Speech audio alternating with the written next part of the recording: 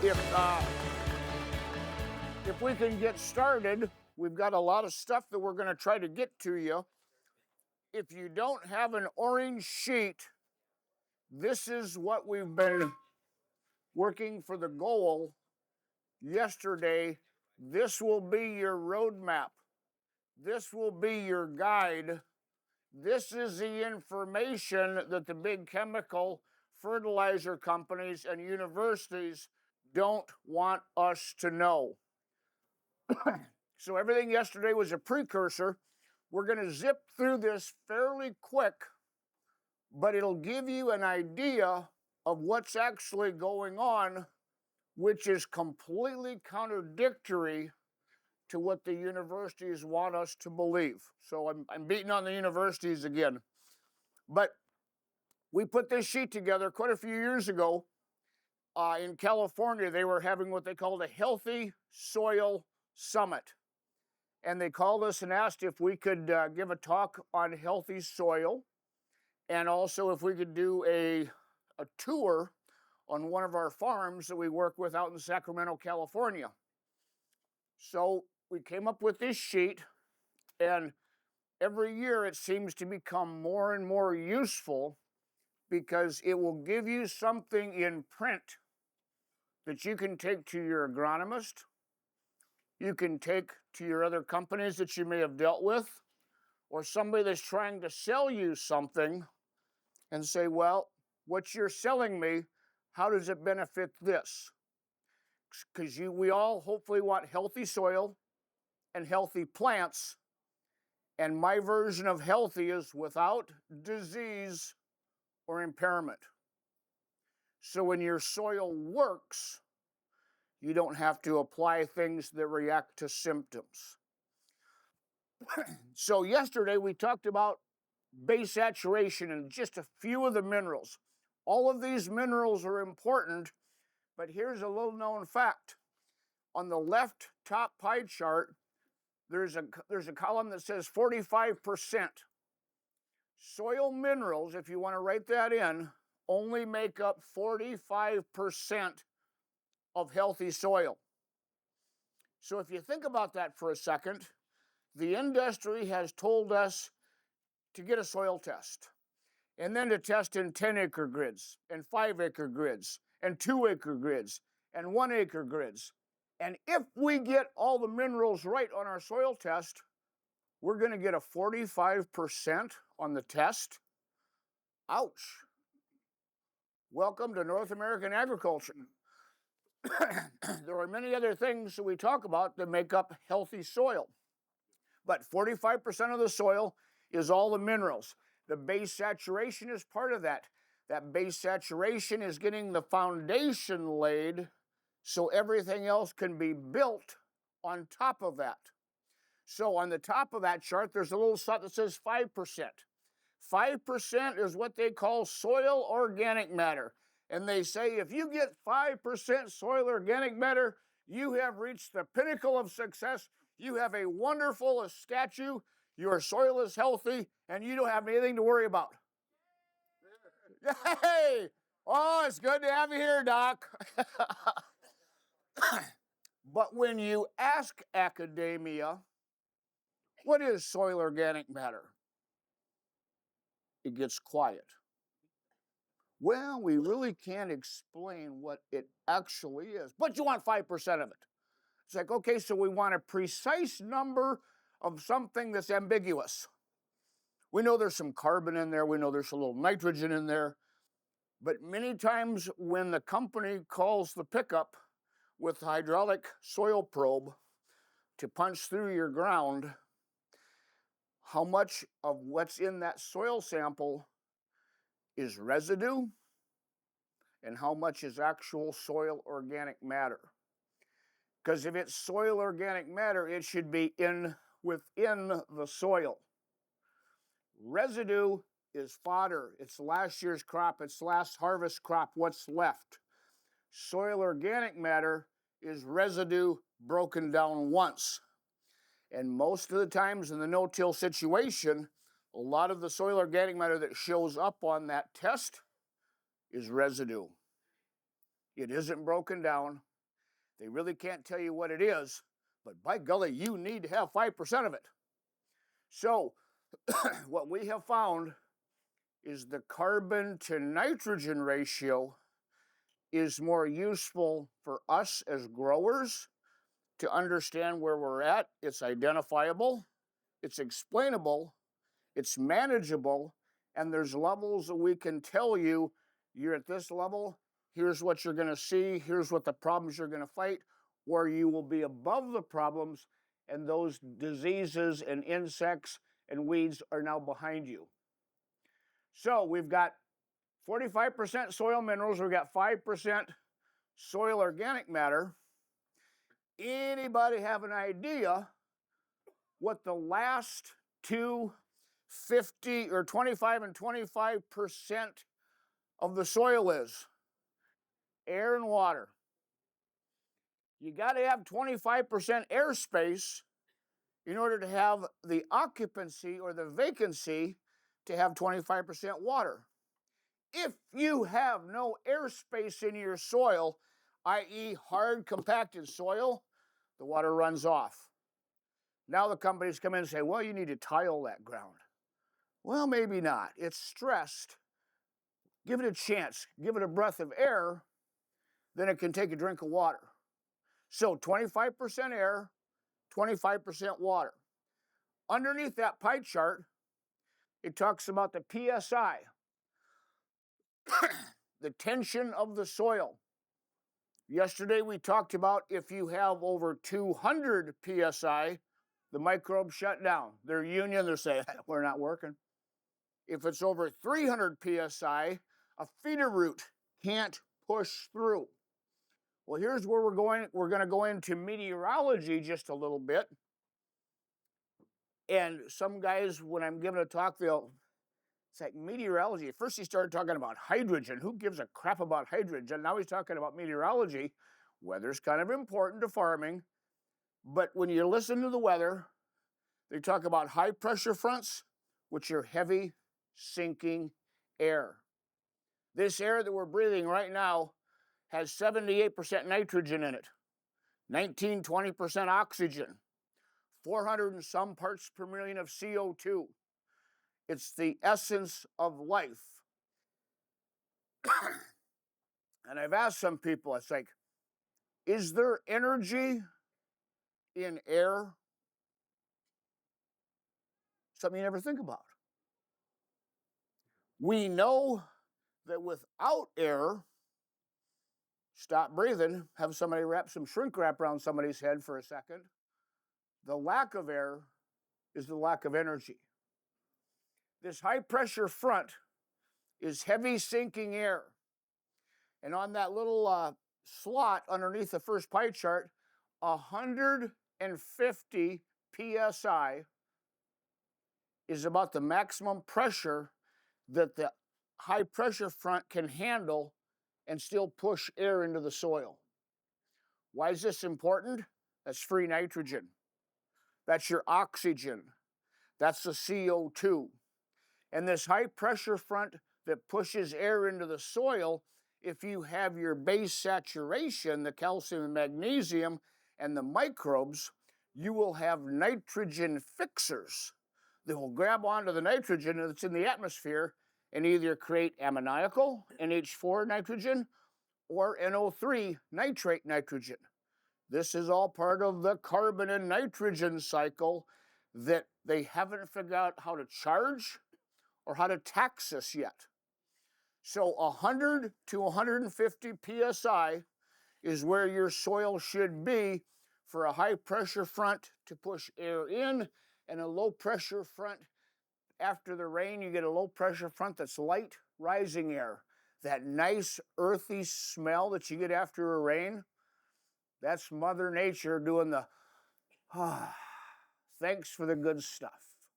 That's the CO2 that the plants suck in, and a lot of times after a rain, you'll see the plants really green up. It's that movement, and the CO2 has been pushed up out of the soil, and the plants do kind of a little flex like, oh, this feels great.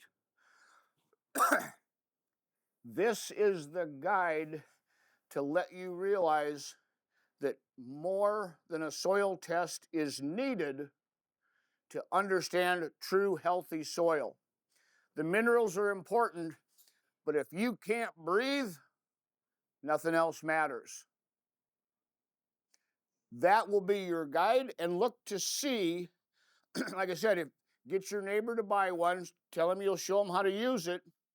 That will be the first thing, and what we look at is if an ambulance shows up because somebody called them, the ambulance or the emergency crew will usually check for a couple things first.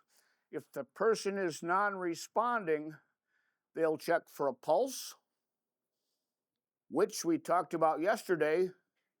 It's the EC meter, the heartbeat, the electricity that the microbes create, and they also see if that person is breathing. These are the two most important things that academia doesn't want us to talk about. Once we get the soil right and the soil works, we move over to the next pie chart with what a plant is made of. When you look at what you're selling, whether it's bushels or bales or tons, if you've got fruit, bless you. If you've got fruit, if you've got vegetables, if you've got grain, whatever it is, what's it made of? This is plant physiology. A lot of guys say, who cares what it's made of? We just want a lot of it. Well, if you don't know what it's made of, how do you know what to have inputs? We're all manufacturers of food. And if we went to a manufacturer for a 12-volt battery or a hydraulic hose or a tire company, they would be able to tell you exactly what's in their product. Academia has known these numbers since the 1850s. I don't believe it's coincidence that, oh, gee, it's been 170 years. I guess we forgot to tell you what a plant is made of. It's like slipped our mind, common mistake. So when you look at a plant that's growing in the field, about 80% of that plant is water. Water's a variable, so we're going to take that water, throw it away, dehydrate that plant down to a dry matter basis. Anybody in livestock, that's how you build your ration, is on a dry matter basis. So on a dry matter basis, this is what makes up the 20% of the dry matter of any food crop that is grown. We're going to start with the smallest increment that makes up most farmers' largest portion of their budget. You can pick any one of those 3% and write in nitrogen. A healthy plant only wants 3% nitrogen.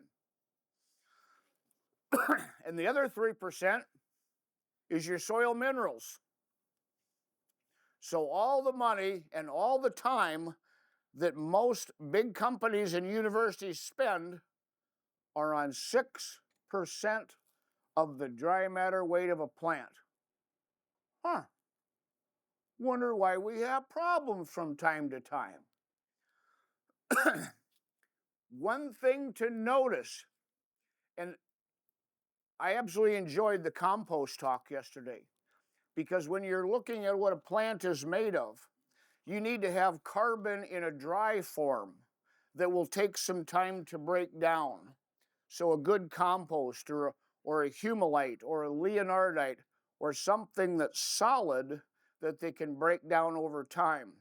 You also need a carbon that is liquid, a sugar, a brown sugar, a molasses, a humic, a humate, some kind of a liquid form, because that's the quickest transfer from a liquid carbon into a gas, which is carbon dioxide. What do the microbes want in the soil? They want the exact same thing that the plants want. So when you look at what a plant is made of, you've got a really good idea what the microbes are made of, because the microbes will eventually become plant food. Thus, the recycling. So we've got 3% soil minerals, we've got 3% nitrogen, 4% of the plant on a dry matter basis is hydrogen. Good to see you, Doc. Anything you need? Okay. Thanks for coming up. 4% of the plant is hydrogen. I'm going to make a big deal out of this because Dr. Dijkstra came up there to signify how important the element hydrogen actually is. If you have a pH of 7 or higher on your soil test, you have 0 hydrogen on your clay particle. Remember the parking spots. You need 8 to 10 to 12 parking spots of hydrogen. If there is no hydrogen there, the plant can't make sugar. If the plant can't make sugar, you've got problems.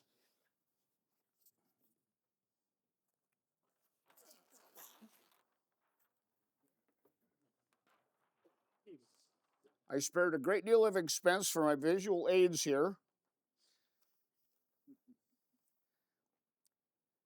It all comes back to sugar.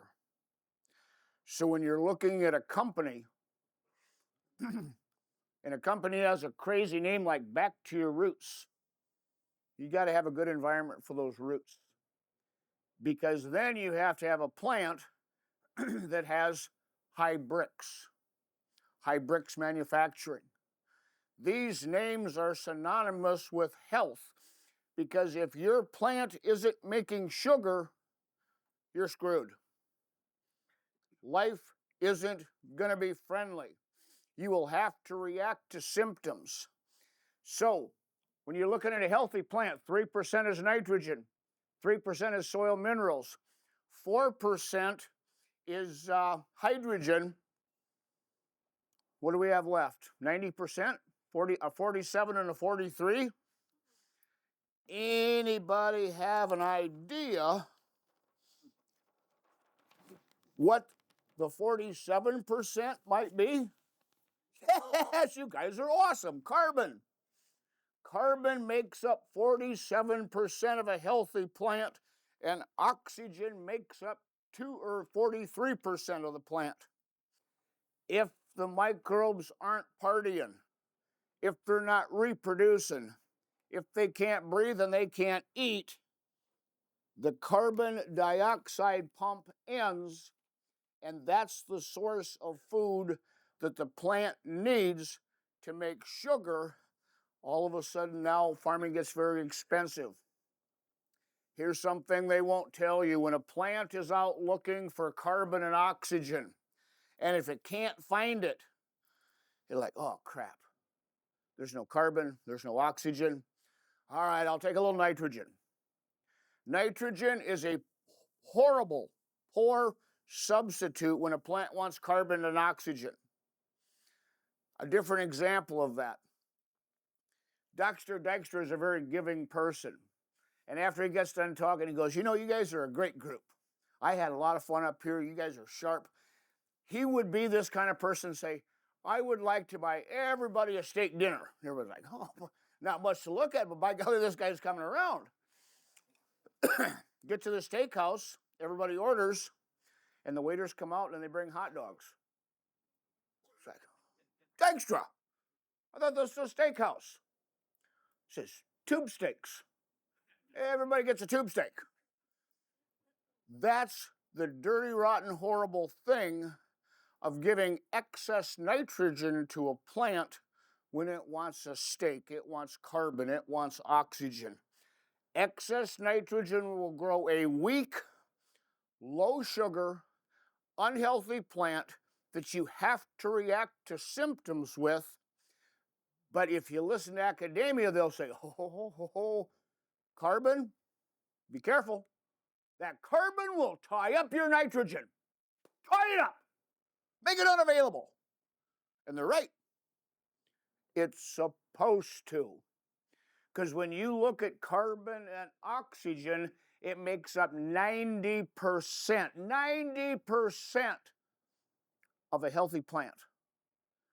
Nitrogen makes up 3. If you have a perennial crop, like alfalfa or grass or a tree crop, the 2 lines underneath that, on any perennial crop or grass, you should have 2% calcium in the tissue, on a wet chemistry, in the sap, and 0.3% phosphorus. If you have at least 2% calcium, and this is for the feedlot and the dairy guys and the livestock guys, if you have 2% calcium and 0.3% phosphorus on a perennial crop, those are the lowest numbers that we have found for a plant to photosynthesize sunlight, water, minerals to make sugar. When you're looking at this, these are the numbers that will help you become even more successful, less dependent, more efficient, more ecological, and more profitable. Carbon to nitrogen, the next column down. If you listen to academia, and when I was listening to academia, I kept asking about carbon to nitrogen. And the professors will say, oh, carbon to nitrogen. So you probably have 8 times more carbon than nitrogen in your soil. It's like, and everybody's like, oh, wow, it must be huge. If you walk past the agronomist's office at a university and go to the microbiologists, they will say, and you ask them about carbon to nitrogen, they'll say, well, most soil, and this is line number 1, will have an 8-to-1 carbon to nitrogen. And the microbiologists will say, if you listen to the agronomists, they'll make it sound like that's all kinds of carbon. In our world, in the microbiological world, an 8-to-1 carbon to nitrogen, the microbes are just alive. They're just there. They're just breathing. They're not working. They're not reproducing. They're just there. We know people like this. I have people in my family like this. They're just there taking up space. If you want microbes to get up and dance, to party, to start breaking stuff down for the plant to eat, to become a benefit, to start getting some electricity in the soil, you need, line number 2 is a 16-to-1 carbon to nitrogen. These numbers, if you haven't asked for them specifically on your soil test, you need to. A lot of the other junk that they tell you is stuff that just adds to your bill. If you check the worst part of the field and the best part of the field, many times you'll see the minerals are quite similar, but the better part of the field will have a better carbon to nitrogen ratio. Now, several different ways you can change this number. If you have high magnesium, magnesium is an electrolyte mineral that likes to hang on to nitrogen. So if you see a high mag portion of your field, you're going to see high nitrogen. As you open up that ground and give it a breath of air and get to that 100, 150 psi, the oxygen and the microbes will start pulling that nitrogen off of the magnesium. It will lower the stored nitrogen in your soil and increase your carbon to nitrogen, not by adding more carbon, but by reducing the nitrogen, by controlling the magnesium. Calcium does this. Many guys will see an 8-to-1 on high mag soil, carbon and nitrogen, put down a little calcium and sugar, and all of a sudden that carbon and nitrogen will bump to a 12-to-1, 13-to-1, or 14-to-1. They're like, hey, this is pretty cool. If you're fighting to get something to 16-to-1, and you're at 12-to-1 and 13-to-1 and 14-to-1, and you're going to get disappointed, you're going to go, oh, we're trying, we're working, we're not seeing anything. until you get to 16 to 1, that's the minimum level that the microbes have to have in order to do their job, to be beneficial, and lower your input costs. Line number 3 is talking about mycorrhizal fungi. And a lot of the no-till proponents will say, don't you till your soil, don't till it, don't till it. Do not till your soil. You will rip and tear and destroy and degrade and assassinate all of the mycorrhizal fungi in your soil.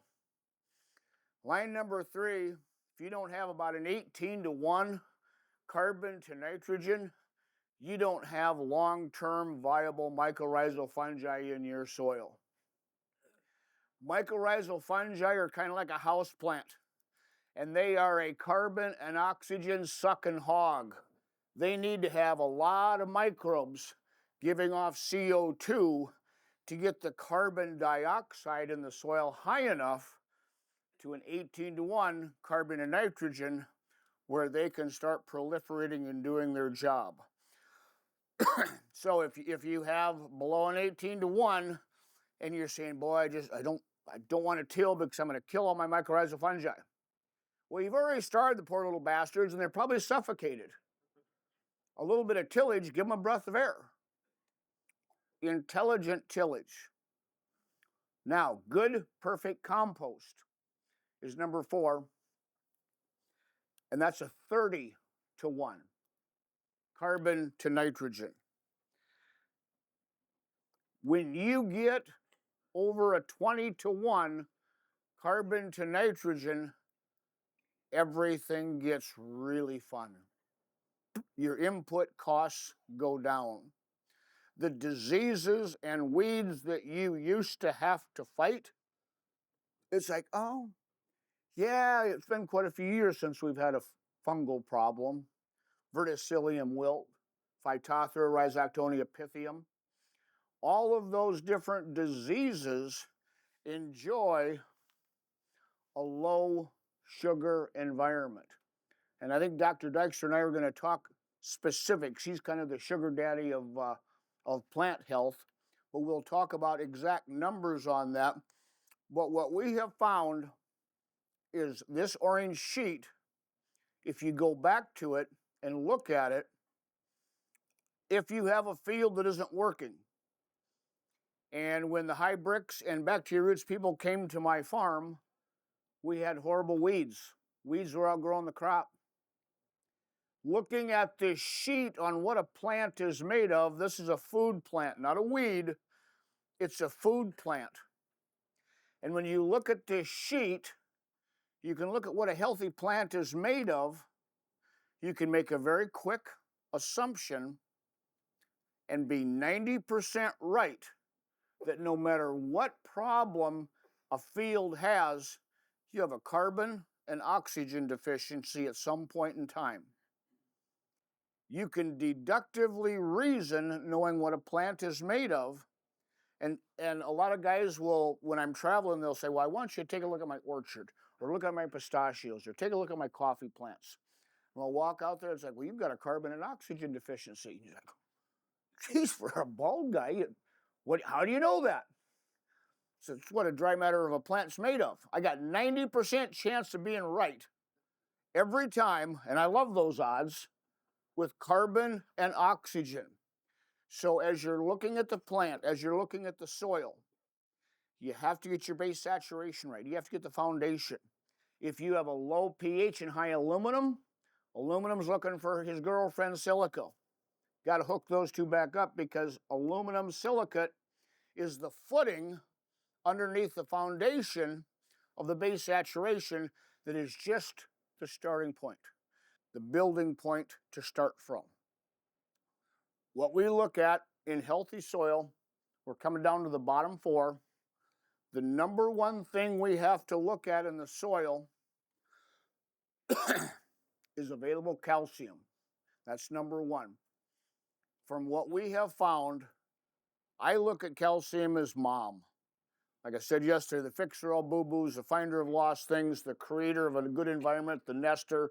But keep in mind, if you've been no-till, or if you have been minimum till, calcium, being a good mom, she's kind of a big old gal, and she's heavy. And if you don't have microbes in the soil, she will slowly settle down. And if the calcium moves down out of the top profile, that's where your weeds germinate. That's where your plants are supposed to germinate. Available calcium has to be in every cubic micrometer of the soil. When you were kids, if mom was downstairs and you guys were upstairs, there may have been a fight that happened. Somebody may have bled. I see smiles. Something may have gotten broken. But if mom is there, the activities change. Said my brother should have been named Magnesium because he had to sit right between mom and dad in church because he just couldn't control himself. All of these minerals have to have calcium to start the process. If you have plenty of calcium in your soil, but your magnesium, your salt or sodium, that's where the GSR calcium comes in to take place to just get things started. What I didn't talk about yesterday is number 2, phosphorus. Phosphorus is the dad. Phosphorus is the number 1 reproductive mineral that the plant, the soil, and all animals and humans have to have. If you don't have phosphorus there, dad, phosphorus is the element that pulls and pushes things to and through the plant. Yesterday we talked about the soil test is a set of numbers that are precisely ambiguous. Phosphorus is one of those, at least in my mind. When you look at the phosphorus, you look at total P, P1, P2, but the plant doesn't care about phosphorus unless it's, and depending on the lab that you use, is going to be P2O5 or PO4. What's my point? Phosphorus is an oxygen-sucking pig. You got to have air and oxygen to get phosphorus viable, movable, to move things to and through the plant. Almost every mineral has to be hooked to oxygen. That's where you got to look at your respiration to get to the plant. So, once you have mom and dad, calcium and phosphorus in the soil, next thing is carbon. Please check your carbon.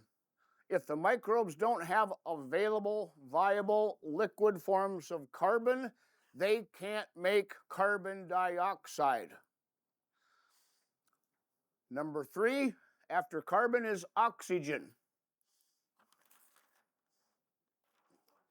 If we have wonderful carbon dioxide in the soil, the microbes are huffing, they're puffing, they're reproducing, they're partying, they're having the time of their life. And all of a sudden that top soil skims over and crusts over. Sometimes just a paper-thin crust. What does carbon dioxide become if you take away 1 molecule of oxygen? Carbon dioxide becomes carbon monoxide. We see and test this in soils after a rain if it crusts over. So carbon dioxide, if you're not getting the air exchange, 100 to 150 psi pressure, this carbon dioxide will turn into carbon monoxide. One more step that happens, if you lose the last molecule of oxygen and you throw nitrogen at it, carbon and nitrogen in an airless environment have the ability to form cyanide. And they don't tell us about this. A little bit of compaction, excess compaction, a paper-thin layer of crust can shut down the microbes and can start creating carbon monoxide or cyanide that absolutely beats the crap out of you. And we have had meters and we have tested for cyanide. We have tested for carbon monoxide. It's present. So what we have found, the top 5 things to get soil healthy is number 1, check your base saturation of your calcium. Make sure you have phosphorus. Now, if you have single digits of phosphorus, 5, 6, 7, 8 parts per million, there will be a lot of fertilizer guys that better put some more out. I know the prices are down. I know markets are tough, but you got to throw more out there. Give the phosphorus that you have a breath of air, some oxygen, and it will become available. Some of you may have heard a fertilizer or a chemical guy say, well, you got a lot of phosphorus in the soil, but it's all tied up. It's unavailable. Give it a breath of air, and it will become available. It will become untied. That phosphorus in your soil is already paid for. You bought it, somebody bought it before you, maybe your dad, your grandpa, or your great-granddad. Use that up and keep your checkbook in your pocket. Maybe spoon feed a little bit of foliar phosphorus, but common sense shouldn't have gone out of style like it has in agriculture. Once we look at the calcium, once we look at the phosphorus, once we make sure we got carbon and oxygen, the last thing we have seen and the most efficient placement is now take a look at putting in another microbe. You have indigenous microbes in your soil, and I am no microbiologist and I don't want to try to act like one, but what we have found is whatever microbial product you're looking at, whether it be an extract or whether it be a product that you purchase, please give that company the benefit of the doubt and put those microbes in a good environment that they have a fighting chance. We were in the extractor business and we stopped doing it because these guys were saying, well, we want to take your extract and put it on a treated seed. It's like, oh, no, the treatment kills the microbes. Or we want to take your extract or your compost mix and we want to put it in with Roundup or a fungicide. It's like, no, you can't do that. You're kicking yourself right in the plums every time that happens. We stopped making them because there were too many people that weren't listening, and we didn't want to be that company that sold a bunch of stuff that we got the calls back and say, well, you dirty rotten, your stuff isn't worth a crap. Please give the company or the composter or whoever you're dealing with, give them a fair shot. Have a good environment. Give the indigenous microbes a chance. Now, if somebody says, well, you probably don't have any microbes in your soil, they're mistaken. We can go in to a potato field that they will sterilize with methylene bromide. Sterilize, kill everything. We can come back 30 days later and we see good bugs showing back up. You have microbes in your soil that have spored off or have gone dormant. Give them a little food, give them a breath of air, and they will come back to life. And then when you listen to a certain bacillus story about a microbe, that microbe will bring something to the party that you possibly don't have. And everybody loves a good party, however you think of that. Create the environment in your soil. The microbes want and love the same thing that your plants do. If the microbes are happy, the plants will be healthy. And whenever you're wondering about what the problem is, like on our farm, when everybody saw the problem, we have a carbon and oxygen deficiency. 90% of our problems is we don't have enough sugar because the weeds are growing in the lack of photosynthesis, the lack of sugar. A weed is a lower sugar content plant.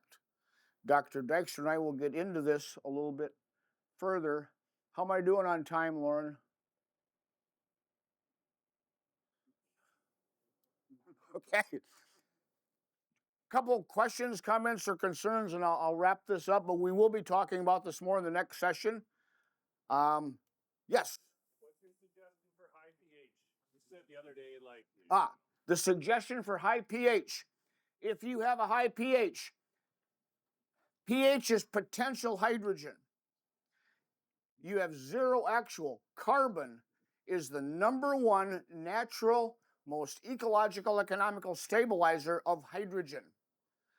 carbon can form more relationships than all the other elements combined. If your pH is high, you have a carbon deficiency. If your pH is low, you have a carbon deficiency. If your pH is the mid-6s, you still have a carbon deficiency. Is everybody realizing the biggest problem that most people have is a carbon deficiency? Add liquid carbon, solid carbon, many different forms of carbon, and you'll see that pH come down. As you get under 7, your hydrogen will come up, and then all of a sudden, ta-da, the plant's like, we can start making sugar. Did I do okay on that? One more? When I do a soil test for calcium, should I send 2 tests away? The top couple inches and the other test the bottom? Or We like to do a 0 to 6. And the question was, should I test the top couple inches? What we've done in the no-till, where these guys are saying, oh, you have all kinds of calcium, on a 0 to 6, we will do 6 separate soil tests. And we'll find inch 1, virtually no calcium in a no-till situation. Inch 2, virtually no calcium. Inch 3, little bit of calcium. The 4th, 5th, and 6th inch is where most of the calcium is at. When we took our CRP out, we moldboard plowed and brought it upside, we flipped everything upside down. Not recommended for everybody, but if you're curious, yes, you can test that way. But every inch? Every inch? no, well, you can do whatever you want. No, but We did that because the professors were saying, oh, the soil has all kinds of calcium. If mom's in the basement and the fight's on the top of the house, she's not there to referee. So common sense. So a lot of times you'll see where the weeds are growing, you'll have a deficiency of calcium in that area. So I hope this information, Yeah, I have a question. Do plant roots lift calcium up in the soil profile? Like if you grow a cover crop and those roots go down, and like how did this happen before the moldboard plow? How did calcium move up in the soil? did everybody hear the question? Do plants bring up? See, I apologize. There's so much cool stuff that we can talk about. When you get a tap-rooted plant, like a bull thistle or a dandelion that has a heavy taproot, that heavy taproot starts off as a fine thread root, and it pushes its way down to find the calcium. As soon as that weed finds the calcium, it starts the elevator shaft, bringing it up. And it's designed to bring that calcium up, and that taproot gets big and thick and white. That weed is trying to bring calcium back up to deposit on top to start the health of the soil once again. But the taproots, all plants are looking for everything, but the taproots of weeds are definitely viable in bringing calcium back up. And many times if you see some big, heavy taprooted, go in with a compaction tester, the penetrometer, and you'll see oxygen. It's what's keeping the microbes from getting at that calcium. So before I get in trouble, I hope this information has been of value. Please hang on to this sheet, and any questions, comments, or concerns afterwards will be here, but I hope this has been valuable, and thank you for your attention.